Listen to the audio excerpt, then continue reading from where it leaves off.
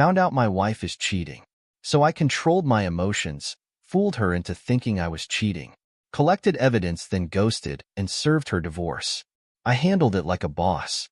I hope you've got some time and a snack, because this one is going to be super long, as the events that follow span from late 2019 to last week. As per the rules, all names are altered herein. Okay, so here's the backstory. My soon-to-be ex-wife was my high school sweetheart. We started dating in 1992 when we were both 17. We're both 45 now and have been together ever since. She's the only woman I've ever been with my entire life. We married 5 years later at 22, fresh out of college. A year later, we had our first of 2 children, both boys, 22 and 17. 23 years I gave to her, built her a house, worked my butt off to give her the life she wanted.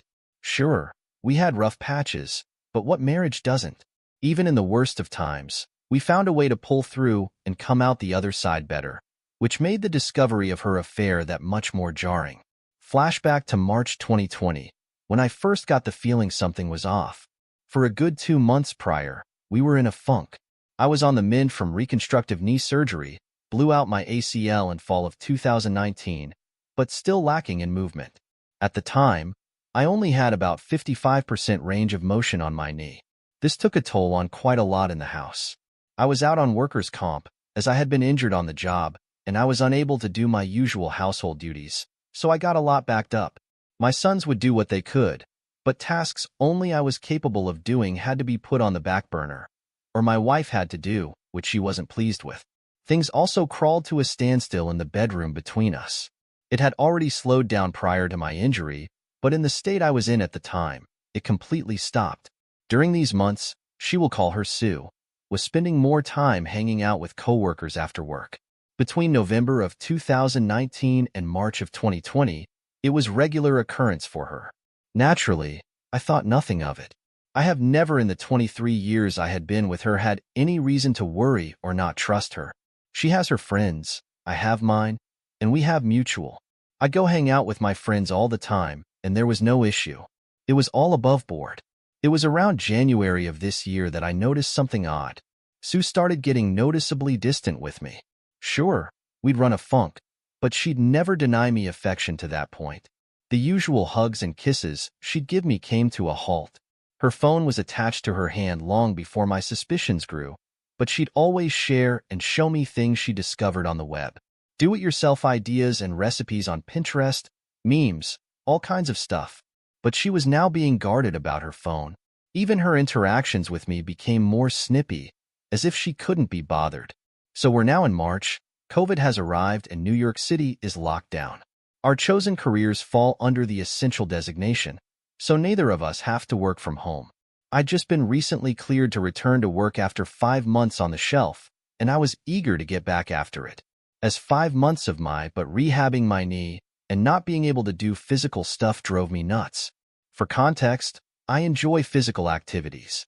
I'm an avid martial artist, and I'm typically in the gym 4 days a week, on top of all the home projects I did. In a week or two of the lockdown, my soon-to-be ex-wife alerts me that she's going to have to start putting in extra hours. Again, I think nothing of this because of her field. Of course, I was under the assumption it'd be every other day. But no, it was every day. And not just an hour or two. She'd come home 3 or more hours later and go straight to the shower, spend a little time with me, a little time with her 17-year-old, 22-year-old lives with a girlfriend across town, and then go to bed. As I'm able to support myself and my knee better, we started getting into it again.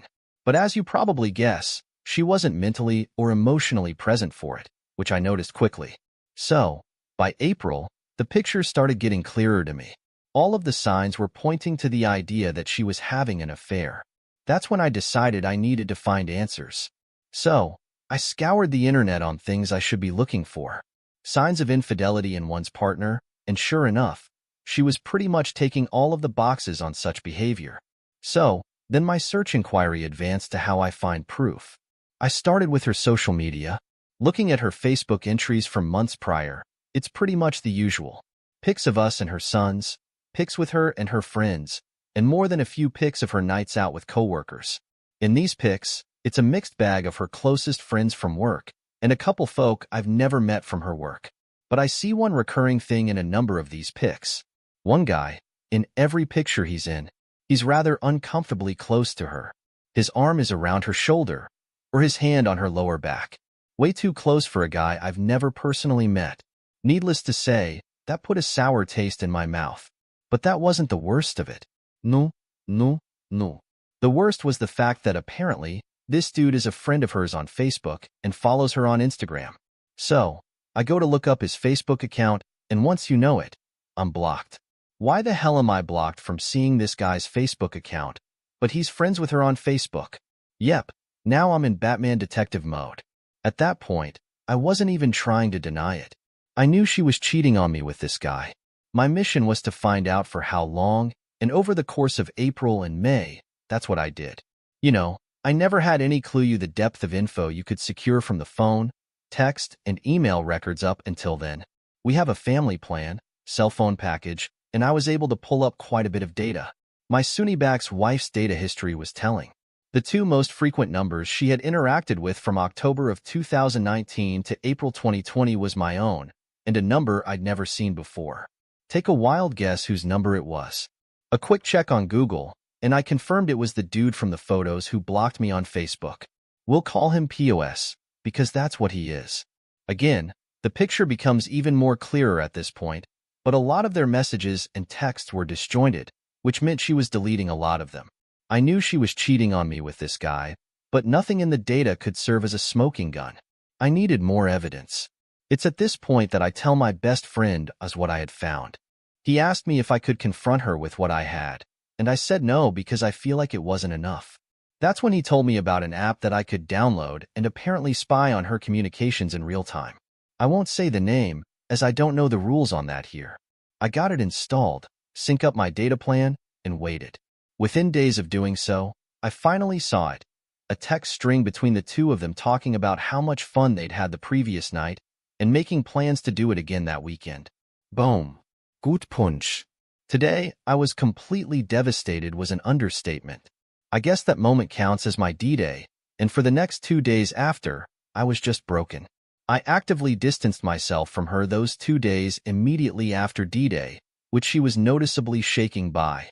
She tried to console me and ask me what was wrong, but I'd brush it off and leave her presence. I couldn't even look at her. This woman, who I gave 23 years of my life to, who I have given everything I could, and more to as a husband, and she stepped outside of our marriage for a guy just 5 years older than our eldest son. By the 3rd day, I wasn't even sad anymore. I was pissed. I contacted Oz to let him know my suspicion was confirmed, and he asked me had I confronted her yet. My answer was no, and I told him I wanted payback. I didn't just want to divorce her, I wanted to destroy her. I wanted to leave her life in shambles and frickin' ruin her. It was going to take time to do so, and I devised a plan. In my readings and research on infidelity, I had saw a quote that resonated with me that went, "The enemy of infidelity is unpredictability," or something to that ilk. That was going to be the basis of my plan. I was going to make her life hell on wheels while also secretly planning my exit strategy. So we're now in early June, and I've still got the app installed. Pretty much every night, I'm gathering as much data as I can, seeing their back and forth messages. They're talking like it's a full-blown relationship they're in. Sexting, lovely, doubly romantic stuff, nudes, the whole frickin' back. At that point, I had stopped looking at any of it. I was just collecting info and cataloging on my private FPS server. Meanwhile, I started doing things out of the ordinary. I started going out at odd times. I started coming home even later than she does.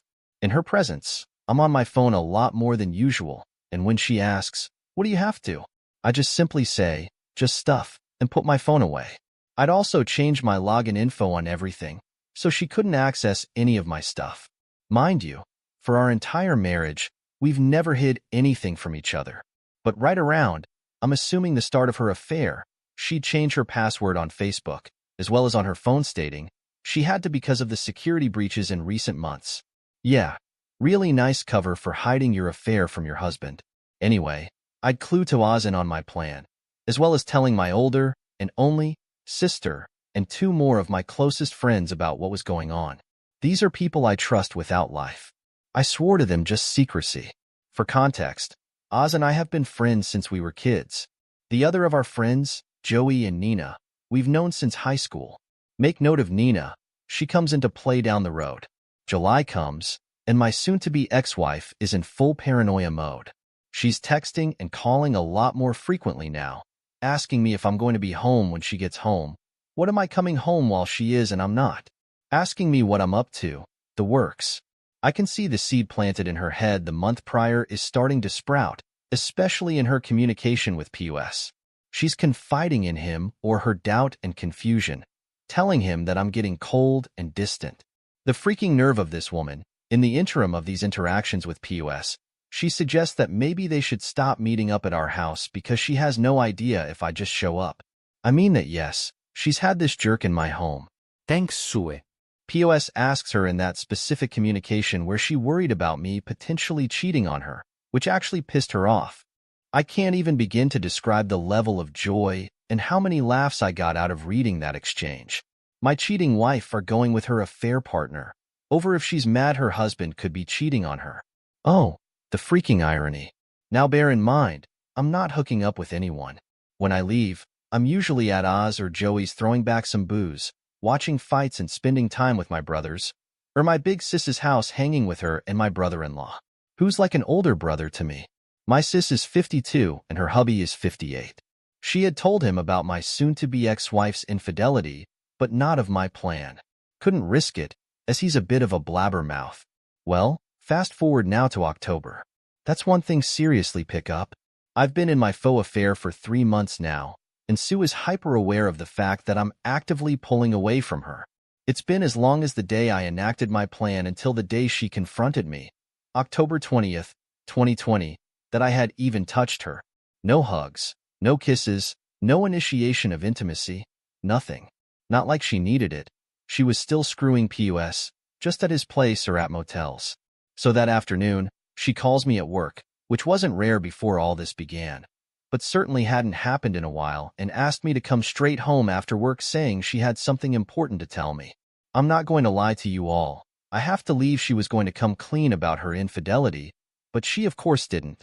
Instead, I get home to her asking me was I unhappy with her. The freaking nerve. She cites the fact that I've been spending way too much time away from home. I don't show her affection anymore and our sex life has completely died. She tells me she's worried I'm pushing her away because I was resentful of how she treated me in the months I was rehabbing my knee, and then came the punchline. She freaking asked if I was cheating on her. Folks, I fell out on the floor laughing hysterically, and when I say hysterically, I mean Joker laughing gas hysterical. On the surface, it looked like, to her assuming, it was me laughing off the notion of being unfaithful, but it was of course actually me laughing at the sheer irony of what was happening in front of my eyes. I'm tearing up, pounding on the floor, and completed hysterics for a good 2 minutes before I compose myself enough to answer. I sit up and look around the eyes for the first time in months, shaking my head, but I didn't give her an answer. I stand up, brush myself off, kiss the top of her head, and go about settling in for the night. Later that night, as I'm in my office, I decide, you know what? Given the brevity of what happened, I wanted to see what she was telling him, so I fire up the app and sure enough they're actually texting in real time. She tells POS, I know he's cheating on me. I asked him tonight and he literally laughed in my face. He fell on the floor and laughed for like 5 minutes. It wasn't 5 minutes, obviously. He doesn't even care how I feel anymore. I don't know how or why, but he's gone. I know I've lost him. This is karma. I know it. The smile I had on my face reading that must have resembled the Cheshire Cat. She was breaking. POS attempted to console her, saying that if I cared enough for her, she wouldn't have had to come to him to give her what I wasn't giving her. But the tone of her responses told me she was having doubt now. She had the nerve to step out of our marriage because I wasn't able to fulfill my role as a husband due to a legitimate injury and kept the affair going for at that point nearly an entire year. But the idea of her losing me to another woman was enough to make her waver. What a freaking weakling. Now, during all of this, I was also exacting the second part of my plan of payback, getting all of my affairs in order financially. In September, I had met with a family attorney to get the ball rolling on divorce papers, with the mountain of evidence I had piled up to that point. New York is an at-fault state as far as divorce, and the overwhelming amount of proof I'd gathered displaying Sue's infidelity pretty much solidified I could nail her to the freaking wall in a divorce case. My lawyer instructed me to get all of my financials in order in preparation for whatever division of assets might come as a result. I went one better than that, secretly pulling all of my money out of our joint account and putting it in my personal account. I also started shopping around for an apartment as part of Phase 2. We're now in November, and I've not changed my behavior. In fact, I've ramped it up. This is where my friend Nina comes into play. For context, Nina and Sue have never been what you call close. I met Nina freshman year of high school 2 years before I met Sue. One way back then, Sue has seen Nina as a threat, as she's my closest female friend. There's always been an implied, "I don't trust her," from Sue regarding Nina. She's never addressed it directly, but it's obvious to anyone who pays attention. Conversely, Nina's never been a big fan of Sue. Early in me and Sue's relationship, Nina called to attention to me how Sue was pretty much imposing herself in our little square of friends, whereas I didn't do the same with Sue's set of friends. That irked to Nina because she knew why Sue was doing it. Her. Among Sue's circle even now, there are no male friends, aside from POS, whereas Nina is the only girl in my square. Nina had been stuck overseas due to the virus and finally returned to New York City November 3rd. Oz, Joey, and I decided we were going to celebrate her return with a night at Joey's house for dinner and drinks. There was only 5 of us. Oz, Joey, Joey's wife, who was also Nina's sister, Nina, and myself. Staking to CDC guidelines, we take the run of very seriously. Nina, being the evil mastermind she is, comes up with an evil idea to trigger Sue. She suggested we take some photos in the same vein of the photos I discovered of Sue and POS months prior and post them to my Facebook. And that's what we did. It wasn't until the 5th that Sue got wind of it, as I'm guessing a few friends noticed my updates and saw how uncomfortably close I was with Nina. This really aftermined up, because she still believed I was cheating, and I can almost guarantee she wanted to accuse Nina, but she knew that Nina had been stuck in Europe for the majority of the year. Still didn't stop her from attempting to dress me down that night for being so, as she said, handsy in the pics. I saw this as a golden opportunity to deliver the lead jab for my knockout blow. I say, "So what about the pics with you and POS from last year? He was pretty handsy in them, but did you see me get bent out of shape over it?" Deer and headlights. It was the first time I even mentioned the dude's name throughout all of this. The hamster wheel in her head started reeling in real time as she tried to explain away those pics. To that point, she hadn't even known I saw them. That's how little I used Facebook. When I actually do post something, it's like an event to people, which is why the pics with Nina specifically got so much traction among her circles and explained away she did. He's that way with everyone. He's just a really friendly guy. I can see how it looks, but there's nothing there. I'm sorry if those pics hurt you. I'll delete them. No. The pics aren't what hurt me. The year you've been screwing the dude while it's lying to me that you're working extra hours and hanging with friends is what hurt me. But vengeance, as Lieutenant Commander Worf from Star Trek The Next Generation so famously said, is a dish best served cold. For that night, Sue was being extremely clingy and attentive to me, like annoyingly so. She's trying to initiate affectionate intimacy with me, and I'd stonewall her at every chance. All the while, I'm still archiving everything she's saying to POS. Mind you, by this point, I'd long since gone numb, and the desire I might have had to save my marriage was dead. I checked out the day I enacted the first phase of my plan. So confiding in him that I've gotten worse, that she doesn't know what to do and she feels like I absolutely hate her. I do? Then comes the bombshell. She says she can't see him anymore. The guilt is too much for her, and she feels like karma is suffocating her. She can't risk losing me. She says that she loves POS deeply, but she is still in love with me, and she has to save her marriage before she loses me. No, my dear, you're about 8 months too late for that.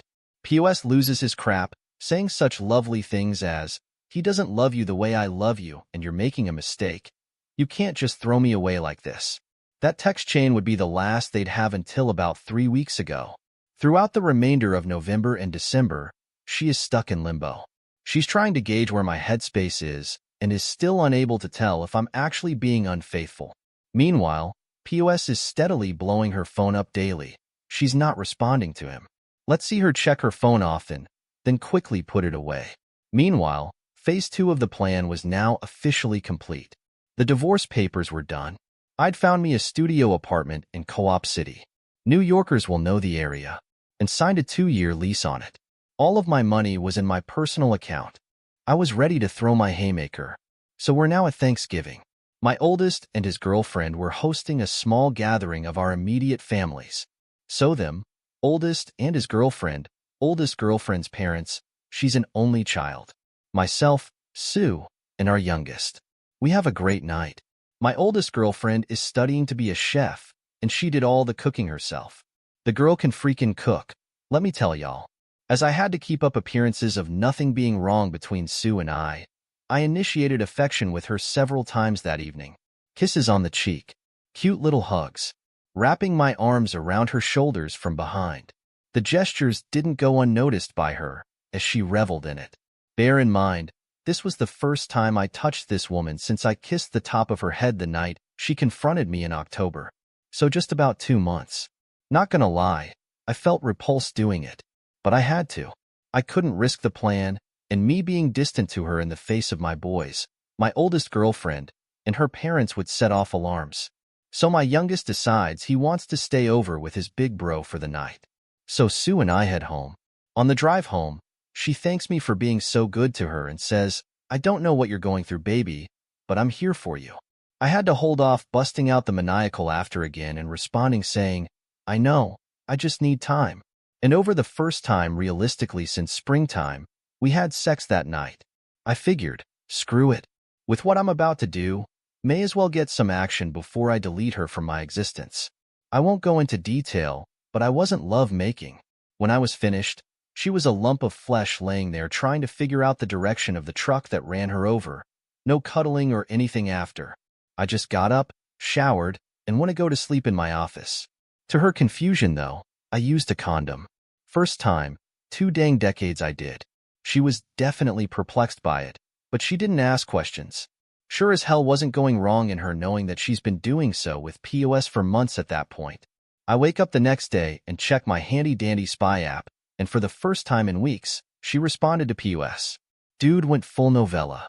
He professed his love for her, said she was wasting her time trying to rekindle a flame to me that died, that she'd been in a prison with me for 23 years and deserved to experience the love and affection of a man who would cherish her. Mind you, this dude is 27 freaking years old, 5 years older than our oldest son, and he's that sprung on a 45-year-old married mother of 2. What a high-quality simp. She chose to blow up our marriage and destroy the home we'd built for this dude. Pretty boy with a soft side?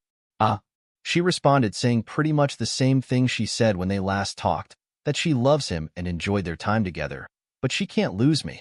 I'm still the love of her life, but she'll always have a place for him in her heart. But they can still be friends if he chooses, but the physical relationship between them is over. He begged her to see him one last time that week, and yep, you guessed it, she said yes. One more for the road, right? Who am I to say anything? That's what I did to her the previous night. Of course, I had it all that to the archive I'd compiled. December 4th is when Phase 3, the final phase of Operation Shinobi Go started. The divorce papers were in hand. My new place of residence was set up. Now I had to slowly start moving my stuff out of the house. But first, I had to break the news to my boys. I called my oldest to the house that Friday night, had them join me in my office, and laid everything out on the table. Not the specifics, but that their mother had been cheating on me for over a year, and I was going to be filing for divorce soon. My 17-year-old was especially shaken up by this, because he himself had recently experienced his first take of infidelity. Yep, his first girlfriend had cheated on him just 4 months prior. Seeing his heart broken a second time, at the idea that his own mother was capable of doing this, hit him hard. My oldest took it a lot better, and suggested taking his brother in to live with him until this blows over, to which I agreed. We packed up some of his stuff, and he asked me, was I going to be okay? I told him, yes, son. I'm going to be all right, and so were you. We're going to be all right, I promise. And then they were off. The hardest part was now over, and it was now time to arm the nukes. Over the next few weeks, day by day, Oz would help me get a little of my most sensitive stuff out of the house. I gave him a list of all the definite stuff to grab while Sue and I were at work, and left him to spare a key. This was all the stuff Sue wouldn't notice was missing unless you told her it was gone. I'd also gotten a new phone and phone number and told everyone who needed to know. Oz, Joey, Nina, my boys, Big Sis, and my mother. My new contact info.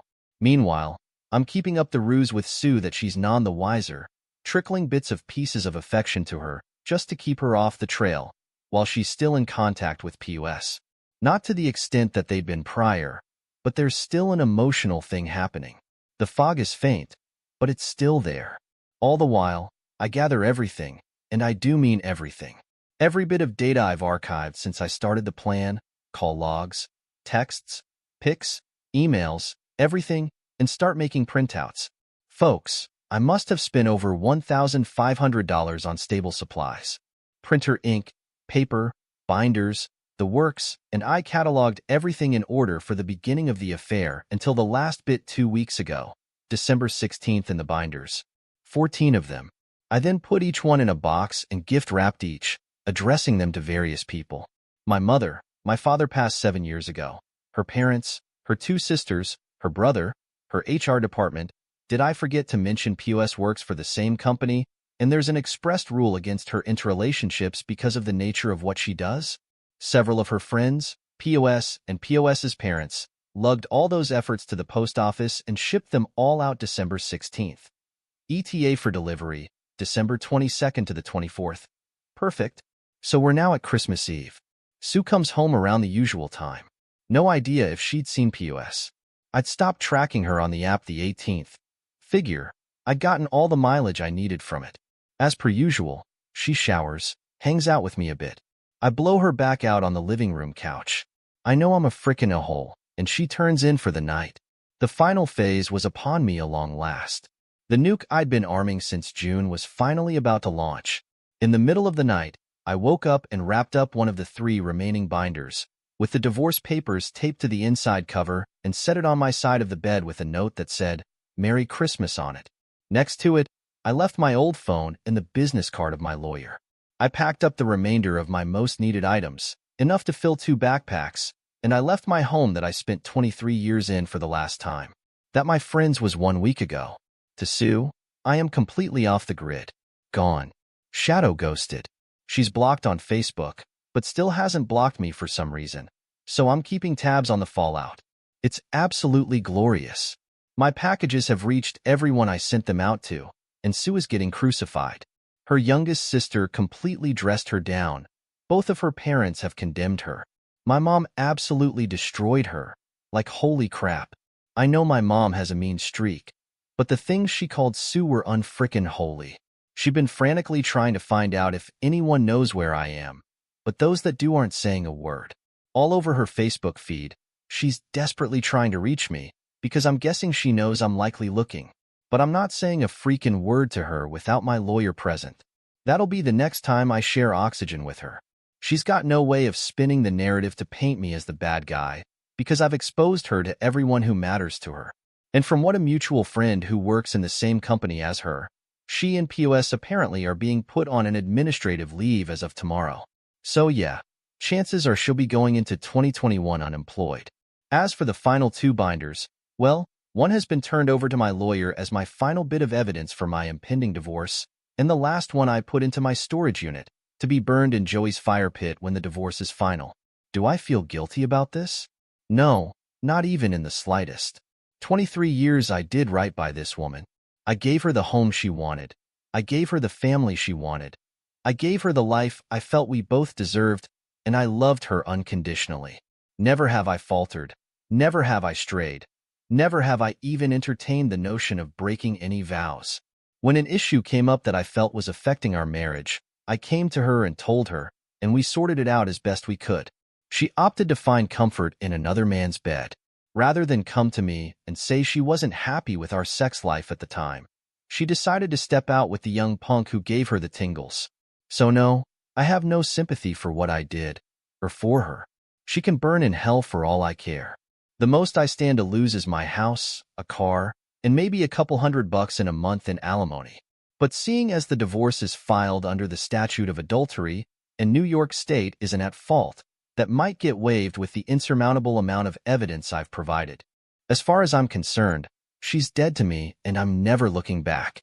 Quick edit. New York State is not fully at fault. Under certain circumstances, a divorce can be filed at fault, of which my lawyer has informed me my case falls under. I'll be meeting the soon-to-be ex-wife with her lawyer tomorrow. I'm guessing I'll just update here.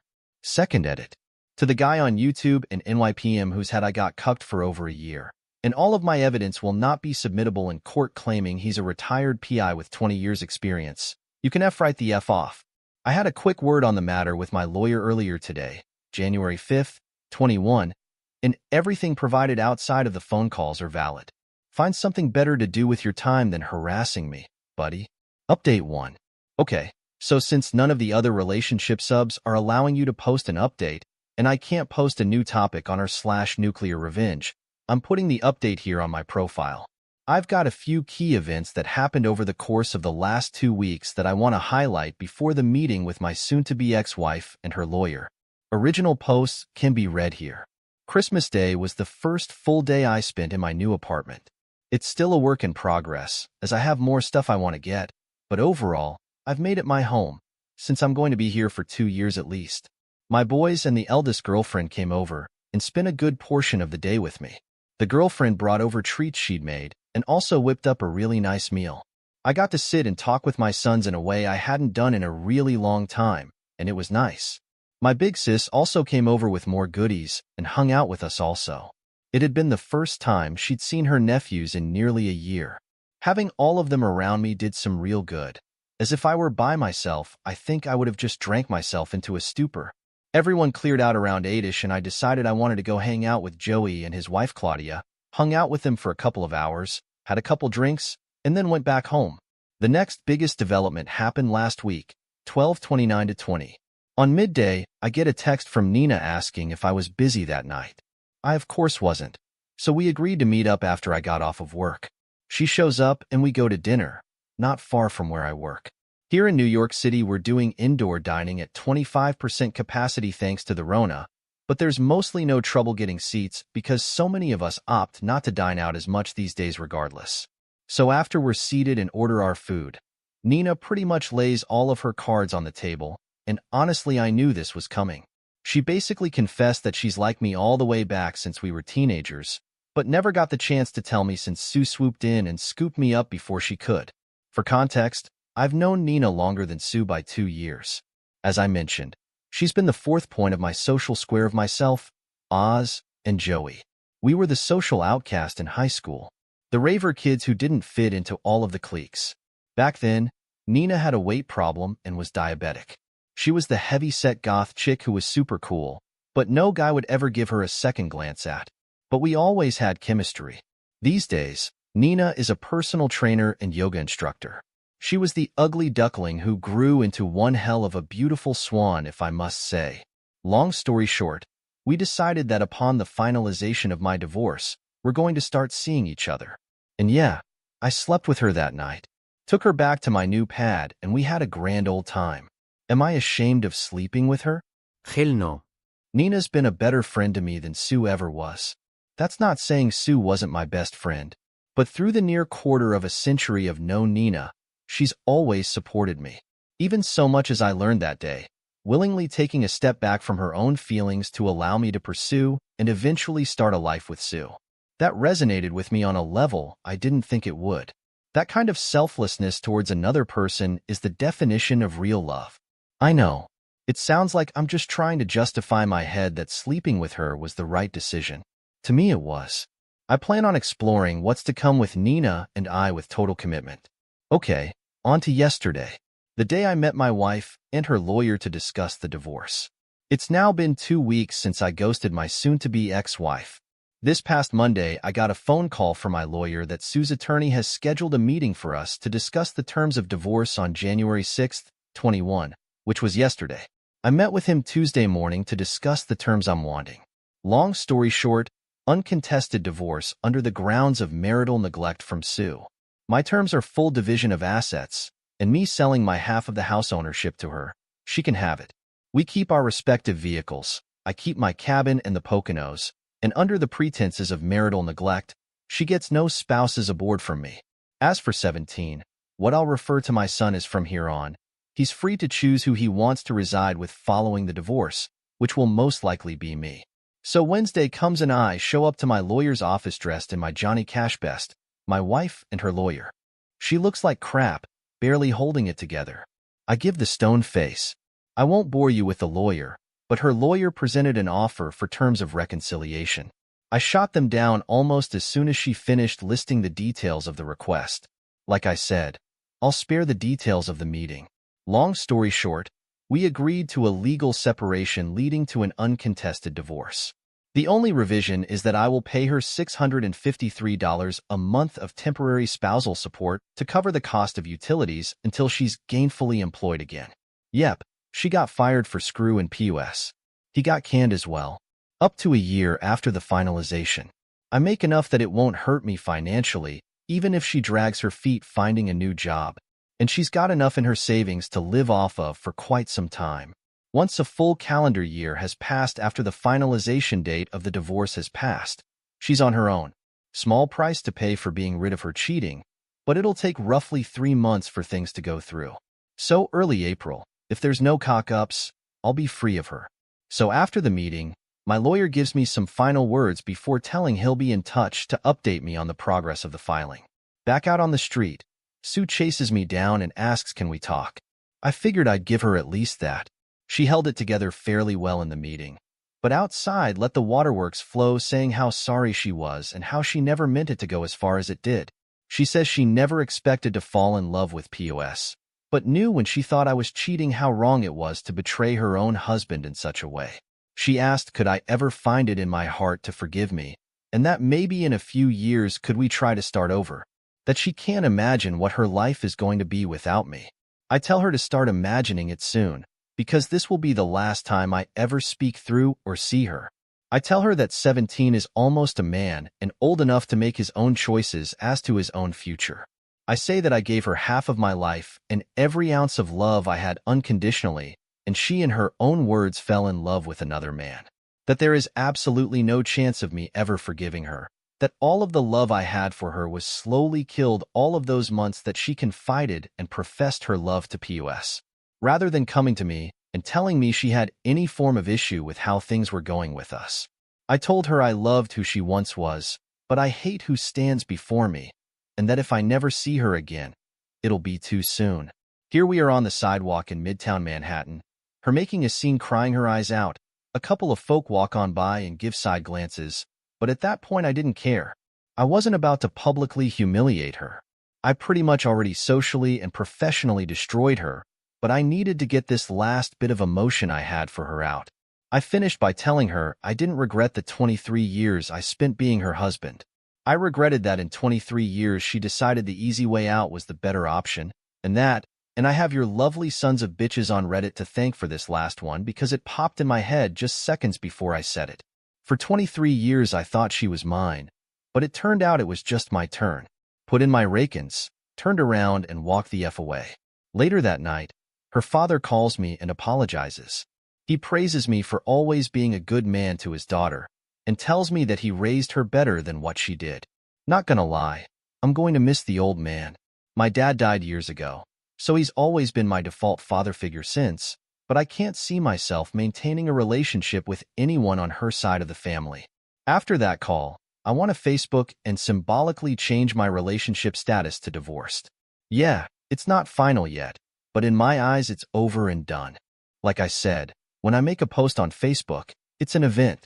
So plenty of folks started hitting me up over Messenger asking questions, and I laid it all out that I filed for divorce with Sue earlier that day. Of course, Nina called me, shocked that I pulled the trigger so fast. Obviously, I was already in the process of it when we spoke, but she had no way of knowing how far it was along. I asked her if she could come over, and of course she comes out running. We knocked boots again, but this time she stayed the night. We laid in my bed and talked into the wee hours of the morning, and I haven't felt this level of relief and connection in really a long time. It gets me, and I can't get enough being around her. Since the day she confided into me, she's all that's been on my mind. Yeah, I know some folks are going to say it's effed up by moving on so fast, but as far as I'm concerned, My marriage ended the day POS lets Sue touch his pecker. So I'm about to do. So yeah, that's it. That's the end. My divorce is in the works, and I'm moving on to start a relationship with Nina. I know when a comment responds to someone I'd say I'd probably not marry ever again, but that was before Nina came clean to me about how she felt towards me, and I can't deny that I feel the same. We're going to take it slow, and we're not announcing anything until the divorce with Sue is legal and official. As for Sue, I could give a flying F what happens to her. She could move POS into her old home for all I care. I'll be getting my money for the house over the course of 2021 for quarterly installments, and aside from the $653 I pay out directly to her savings account monthly, I never have to see or speak to her again. Do all of the words of support, encouragement, and praise? I eternally thank you all. Update 2. Soon-to-be ex-wife of 23 years just tried to take the easy way out last night. The hits just keep on coming. I've been sitting on this for hours now, didn't know where to post this, so this sub seemed appropriate. So, if you want a bit of backstory, check my post history for the details. I'm not keen on how linking to other subs here works, but my previous 2 entries were viewable in my profile. The quick version is this. I discovered my wife of 23 years, 45 female, was having an affair with a 27-year-old coworker. We have 2 sons, 22 and 17. I concocted a plan to completely upend her life, centered around fooling her into thinking I was having an affair myself. I kept the ruse going for over 4.5 months while compiling evidence of her infidelity, as well as securing divorce papers and planning my exit strategy, slowly moving my personal belongings for our home to a new apartment, getting a new phone and number, separating my half of our shared income to our joint account, etc. On December 16, 2020, I gathered every bit of proof of her affair I'd compiled, printed it all out from start to that week. All ended 14 binders, packed 11 into gift wrap boxes, and mailed them all out to the most important people in her life, as well as her HR department with an ETA between 12/22 and 12/24. On Christmas Eve while she slept, I took one of the remaining 3 binders and did the same. Only this one I taped the divorce notice to the inside of the cover and left it on my side of the bed, which mind you she'd had her lover in a number of times, along with my old phone and my lawyer's business card, and shadow ghosted her. Over the next 4 days, her life completely imploded. Her family pretty much excommunicated her. Her friends, the ones who didn't know of the affair, ostracized, and my own mother took her to the task, calling her the most scathing and vile things you could possibly think of. Her and her lover were also placed on administrative leave and eventually fired. Last week, we had our divorce hearing and settled on a legal separation into uncontested divorce, with a few provisions in place for transitional income since she's now unemployed. I'm to pay out the price for the utilities, $653 a month, until either she finds gainful employment or upwards to 1 year after the date of the divorce's finalization, which is expected to be 3 months from now. She keeps the house, her car, and her half of the shared assets. I keep my half of the assets, my vehicles, car and motorcycle and boat, and my vacation property, cabin in the Poconos. After the hearing, we had one final exchange where she tried to explain away her infidelity and begged me to give her a second chance after the divorce is finalized. I of course said no, gave her some choice words, and walked away from her forever. This brings us to last night. She's only my closest friends, 2 sons, older sister and mother have my new contact info, and have completely blocked my soon-to-be ex-wife on all social outlets. She has no means of reaching me since I left her Christmas Eve, but some of her mutual friends still do. Last night, I'm hanging out in my apartment and I get a voice call notification on Messenger from one of said friends, one of the few who hadn't abandoned her following me outing or affair. She didn't waste any time when I answered and said she had went to the check on Sue, the soon-to-be ex-wife, and found her passed out in the bedroom, coming out of the mouth with 2 bottles of empty pills next to her. She's in the ICU in critical but stable condition. The doctor said that she will likely pull through. She's clearly not going to be well after. She begged and pleaded for me to come. Her parents and 2 of her sisters were also there at the hospital. My guess is they were notified after the hospital attempted to notify me, but Sue would still have my old number as her emergency contact. I simply told her no. Sue is not my problem anymore, and she clearly decided she wanted to take the easy way out rather than deal with the shame and agony of the 23-year marriage she blew up. I then told her friend that if Sue's family were there, they can help her start out the pieces. But as far as Sue and I are concerned, there is no Sue and I anymore. I then ended the call. I had a few hours of sleep on it, and my sons called me this morning asking me if I knew. I told them yes, but I also let both of them know that if they want to be there in support of their mother, I will not hold it against them or judge them for it. She is their mother after all. By myself, wash my hands of her, and care little to nothing about what she does for or to herself anymore. They were both a little taken aback by this, but respected my stance. However, now that the news has broke about her attempt, many of those friends who dropped her are all starting to serve us again, and saying I need to be there for her. That even despite what she did to me, I need to support her in her time of need. I have also been informed that her affair partner tried to visit her this morning, but wasn't allowed because he is not family. I am getting dog-piled on to go see her, but I feel nothing for this woman anymore. I haven't for a very long time. I checked out during the process of getting my payback for her betrayal, and I stand by the fact that I don't care at all for what she has done. In fact, it makes me hate her even more. She is the one who was unfaithful. She is the one who thought a near-year-long fling with a guy 5 years older than her oldest son was worth destroying 23 years. And now that she has to face the consequences of her choices, she chooses the most selfish way to deal with. And now, seeing as she is in all likelihood going to survive, she has cultivated immediate sympathy from everyone who took her to task, and I am being made out to look like the jaded ex-husband unwilling to sympathize for her by most of her family. Not her dad. He has reached out to me over the last few hours and said he respects my decision to stay away. It's like I never even truly knew this woman. 23 effing years, and it comes to this. Yes, I know the way I broke things off with her may have put her in a poor mental state, but now a whole new can of worms has been opened up because either she had a complete mental breakdown and decided herself to lead herself, or she made an extremely risky and calculated move to call favor back from people who just weeks prior condemned her for betraying me. She cheated on me, and now she is the effing victim. Sorry if this comes off of rantish, but I am here trying to wrap my brain around this. I want to be perfectly clear. I am not going to visit Sue. She waived her right to me caring about her well-being the day she left POS. My personal nut name for her lover put his penis inside of her. This might come off as heartless because despite the cool, calm collected way I have been throughout my whole ordeal, my feelings are still very much raw, but I don't give an F about this woman. Haven't for a very long time. I am aware I am going to be vilified by a number of folk here. I don't much give a crap. Think of me however you want.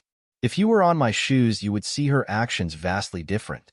Some of you folks are going to look up my post history and see the history of what I did to her, and you are going to draw the conclusion that her attempt was my fault.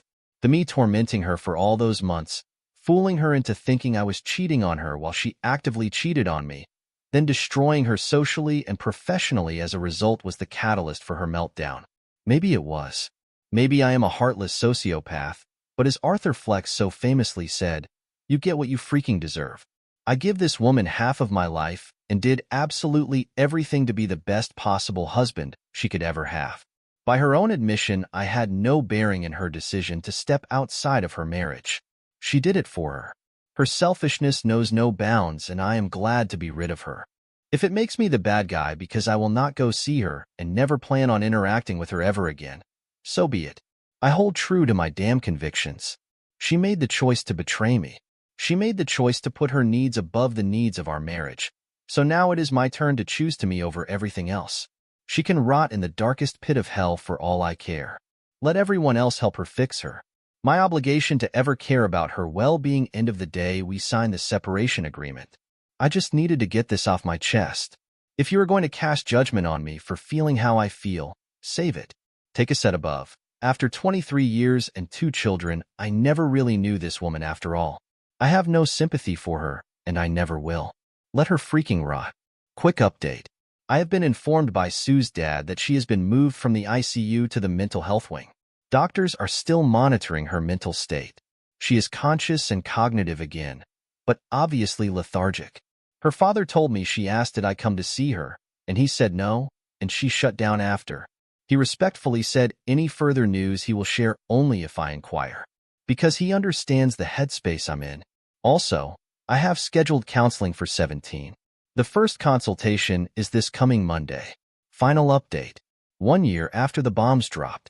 If you're not familiar with my tale, just give my profile a look. It's pretty much categorized as the hellscape my life turned into from the summer of 2019 into the early months of 2021. The short version is this. In 2019, I found out my wife, who 22 years, was having an emotional affair and physical affair with a young man 5 years older than her oldest son. We have 2 sons, 23 and 18 years of age. Upon D-Day, I set in motion a plan over the next several months that resulted in the professional and character destruction of my ex-wife. In hindsight, I'm not proud of what I did, but I did it nonetheless, and if given the chance to redo it, I would. It's all in my post history. December 24th was the 2-year anniversary of the night I served my ex and left her for good. A lot has happened since that day, and as I look back at where my life was, then compared to where I am now, it amazes me that I'm still standing. A lesser man would have broken going through all I did, but several things pushed me to keep going. The first thing was my youngest son. I needed to be the example to him on how you stick up for yourself and not allow your partner to walk all over you or control the narrative. At the time of D-Day, he himself was cheated on by his first girlfriend, so the notion of his own mother doing the same to me as his ex-girlfriend did to him really did a number on him. The second thing was my now girlfriend Nina. I've known her for 25 years. She's been in my life years before my ex Sue was. Over the course of all of this, I'd come to find out that Nina had been into me since day one when we were teens, but never had the heart to confess.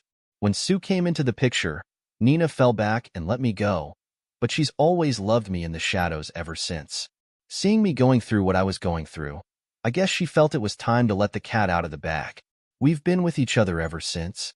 So what's happened since the last time I posted on Reddit some 9 months ago? Nothing. Life has gone on. Nina and I are now living together and in a civil union. All of the perks of marriage, but none of the headaches. If it ever comes to the point where we decide to part ways, we will walk away with everything we brought to the union. No lawyers, no messy paperwork. We simply break the contract and go our separate ways. I highly doubt that day will come. Nina was also married years ago, and with a now 6 going on 7 soon, daughter from it. We both agreed at the start we'd never do marriage again, which prompted us to look into the civil union route.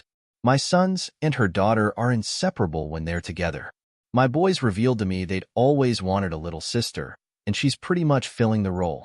Her and 18's relationship has blossomed into the classic big bro little sis dynamic, which I couldn't be more happy for. There was a point in all of this where I feared 18 would completely shut himself off from ever being okay again, but thanks to therapy and lengthy talks to each other, he's come around full circle. Still gun-shy around girls his age, of course, but I'm not pressuring him. He'll get back on the horse when he's ready. 23 and his fiancée are now husband and wife, as of August of this year. The wedding was spectacular and mostly paid for by her folks. I wanted to chip in, but her father, who I've become good friends with, was well aware of circumstances within divorce and told me he and his wife would cover everything, despite me insisting and putting in for something. And yes, Sue, my ex-wife, was in attendance. 23 is on better terms with his mother than 18, who hasn't talked to her since the crap show started. Again, that's his choice, and I'm not going to force him to maintain a relationship or communication with her until he's ready. The seating arrangements were made so that we'd never lay eyes on each other, though I did get a glimpse of her, or rather was left of her. The woman I saw wasn't the one I married. She looked frail and weak. Last time I was physically in a room with her, she was 155 pounds. She didn't look anything over 110 pounds. Bags under her eyes big enough to carry groceries. It was clear that the divorce took a hefty toll on her. In my heart, I wanted to feel petty, but I didn't. There was absolutely nothing there. Nina at one point grabbed my arm tight and asked, "Was I okay?" I told her I was fine, and that today was about my boy becoming a husband. Nothing more. Carrying off of that, I got probably the best news I could get when we went to 23 and his wife's place for Thanksgiving. She's a chef and lives for big events. I'm going to be a grandpa. His wife was at the time 1.5 months pregnant, had a congratulatory cigar with my boy after dinner, and we talked at length about everything. First time we'd really sat down and had a real man demand since it all started. He obviously confided in me that he was nervous about it all, and even made mention that he wouldn't know what to do if what happened to me happened to him. I told him you can't force anyone to be loyal. You have no control over what's going on in their head or heart. You can only control yourself and how you handle it. It's how you handle it that defines you. Soft times make you happy. Hard times make you aware. I don't think he's got anything to worry about. His wife worships the ground he walks on and has been in the trenches with him through all of this. I cherish that girl for keeping my son focused on task, like a good woman is supposed to do for their man. Gender reveal is next month, and I kind of hope it's a girl myself. On the home front, Nina and I are in the early process of discussing the possibility of me adopting her little girl and her taking my name. She has her father's last name, but he's been out of the picture since she was 1 and has made 0 attempts to make contact with anyone. Hell, we don't even know if the dude is still alive. He's definitely not in the US anymore. Nina was born here, but is of Albanian descent. Her ex was born in Albania and has dual citizenship. She thinks he's most likely back in Albania and will never see the dude ever again. Everything is definite, but Nina has made it clear she doesn't want her daughter carrying the dude's name. And that's it. I've been living my life one day at a time, working my tail off and spending time with the love of my life and her darling daughter. Life goes on. So to all of you who read this, who are in the darkness, questioning does it ever end, and will you ever heal from the betrayal? The answer is yes, but you have to commit yourself to not letting the darkness pull you in. It's easy to just accept your fate and let it consume you. You mean way more to way too many people to let that happen. The same way a cheater not only ruins their own life, but the lives of those around them. Allowing yourself to be beaten does the same. Reach out to people who love and care for you. Damn the feeling ashamed about it.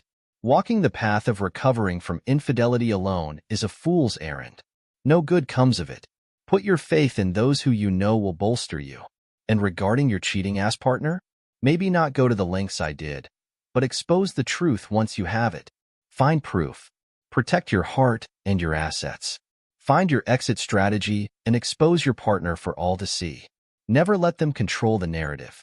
Never accept the gaslighting. Never give in to the blame shifting. If your gut is telling you something is wrong, follow that instinct and find out the truth. Never ignore the red flags. When you're wearing rose-colored glasses, they're impossible to see. And with that, I'm officially retiring this account. There's nothing more for me to say here. To the literal thousands of people who have been part of words of encouragement, praise, and insight to me over the last 2 years, I am forever indebted to you. To the hundreds of people who insist still that my entire ordeal is a made-up book of fiction, if only it were, the internet is a pessimistic place.